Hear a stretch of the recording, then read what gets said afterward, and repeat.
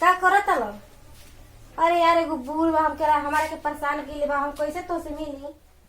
ठीक बा तब हम आ जातनी देखतनी तो ठीक बा। अभी तो मत ही हो, अभी बूढ़ा बाटे 2 घंटा के बाद आइबा ना तो हम बूढ़ा के बगीत दे। क्या आके कर फोन अरे ई भैया के फोन बा। भैया का हां समाचार पूछत रहना। चल तो ठीक है, समाचार बता दे हमारो ढंग से रही ठीक बा, हम ढंग से ना मानी। जनता है हमारा के अरे देबे कबर बको कर भी बकबक करबो बकबक। हमारा मुंह लाग जेबू तो जान लो, एक के बेर में ठंडा हो जेबू। ते के बारे में तू ठंडा हो जाबे, बकबक मत करो जमीन दिमाग ना। हमार गरम मत के बक।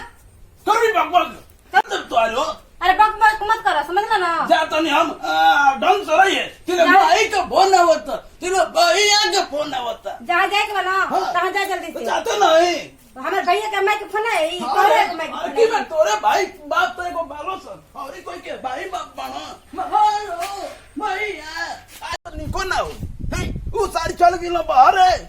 ये भाई इतना कहे हमारा को जजू आती है समझे में नहीं के आवत के कर फोन आवत अटे। अच्छा आज हमें अरे लुका के देखत है कि कवन इनकर भैया हुआ सारी हे जे लुका जात है उनकर कोमाड़ी हम छोड़ाई देते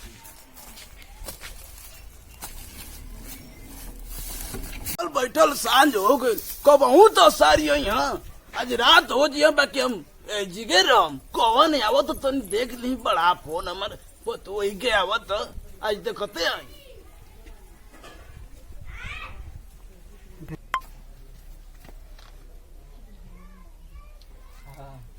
कौन तोर घर बा रे? अच्छा ठीक बा तब हम आवतनी बुढ़ऊ नहीं खा ना। का सबूत बाकी तोर घरवा के आई? अच्छा ठीक बा आवतनी तब। का बोले है प्राइमर मारो बा? अच्छा ठीक बा। हेलो तोरा कबे से बोला तोरा बुझात नहीं थे? इन गाना वाला गिटवा बा ना वही गिटवा पर तू जल्दी आवो, बुढ़वा गइल बा कहां तो आवो तू भेंट कहिया हमसे चल जइयो ठीक ना? अब कोई नहीं के घरे रुक जा खुला तो दिन पहले वाला तूने बनाया आवा जल्दी आओ। यार कबे का इंतजार करा था। हां ये दादा हमरा के इंतजार आओ बुढ़वा नहीं के घरे आओ चलो ना जी क्यों नहीं थे? अब बोला का कही कहा बिना की दिन कहां गइल सुबह रही के नहीं की घरे हिला तोरा के बोलेनी। हां कब कब गइल ओए हो गई ले घंटा उतर गई ये ना तो के बला उतना हां सुबह ने किया आवा चल दी हो तो तू अपना ये टाइम की। अरे यार तो थोड़ा काम में बाज गई एक वजह से सुबह अगर फोन सुबह जितना हो सके फोन को ले रहती तो हम आग रहती सर से करा तो अब अच्छा लगा था ना? हाँ अब अच्छा लगा था। हमरा रे तो अच्छा ना लगेला ना? तोहरा बिना हमार कैसे दिल लगी मन लगी का करबो ई तो सब कर न होला शादी ब्याह तो हमरो शादी ब्याह हो गई तो हम अपन घर द्वार चलेनी तो अब तो तोहरा बिना हमार जीव मानते नहीं यार का करी। मरद बाहर बा घर रहत ना तो तोहरा के ना बोलैती। बाहर गई बना? हां बाहर गइल बना। क्या बढ़िया बंद कर दल ऐसा यार क्या बात है आई गए अरे मार गए लुका हो हैं? अरे बाबूजी आ गई ना आई चल चल चल तू दुगो हेम को आज पड़िया के दे यार।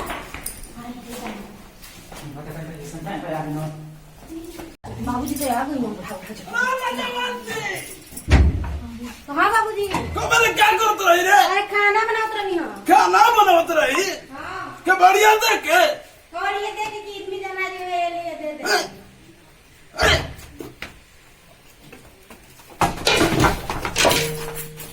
हाई कौन बोकारे हाई कौन बोकारे हाई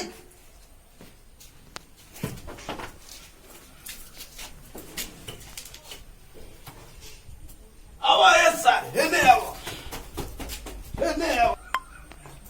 तू ही घर में घुस रहे मुझे छोटी क्या तोर करा रे?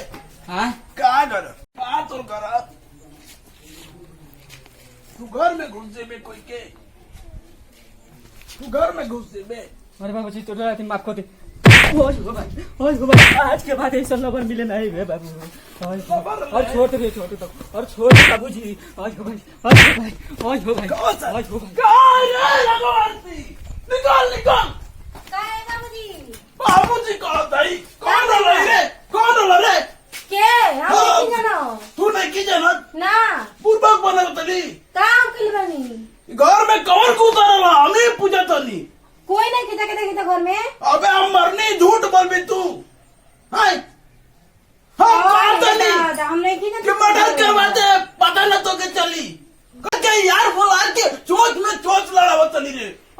ये दादा लऊ रे हम नहीं किचन के रहल झूठ से शिकाई से छमड़ा तनी झूठ सच के हां हाँ हमारा आँख फूट गई भगवान हमारे आँख रह रहे हूँ आ ये दादा ये तो बुढ़वा कर भी आया दादा आया माई हां ए मां हाँ ये बुढ़वा हमरा के झूठिए ना झूठ बोलता कुटिया काम तो कर तरंग लगवत नहीं का करतनी जी हमरा के झूठिए के तरह लगावत ल ये बताओ सही सही वो कौन सर्वर वाला हम नहीं की जानत तू नहीं की जानत ना। तो कैसा घर में घुस गई हमरे का मालूम हम तो के देखले आई कि दुआरी पर तू एगो लड़का रहे सीढ़ी से पे नवे रहे बेलट लगावले रहे तू वाली करा के लेके घुसत रही अरे हम नहीं की घुसले बाबूजी काहे के झूठ कहतनी तू सही हो गई हम बुर्बक हो गई आवे तो सारी के आवे तो हिट के देख पट तो तोर के हम पगलवा देते नहीं भी क्या समझ ली तू हमारा के घर में रगड़िया बनौले बड़ी तो हमरा के झूठिए की गलंग लगा के कहते कि गुलाई के ढूल के लेबे लाई के ढूल लेबे हम तो ढुकले रहे की तू क्या रह रे हम को जन नहीं के रहे कर भी हमरा पाक कर भी रे ए, कर भी अभी ने अपन भैया को बोला के हमने चल तनी से करतनी तो तू भैया को बोला के नहीं हर जेबी माता हमार गरम करने वाली सारी कहाँ गई ना लौका आए मां ये बुढ़वा हमरा की झूठिए अरे की भाई, गलंग भाई। लगा के नहीं लौती है हैं? वैसे करे कुलो चुनिया। करती नहीं तो झूठिए के हमरा की गलंग लगा के तू कब से घर में गुल खिलावत ली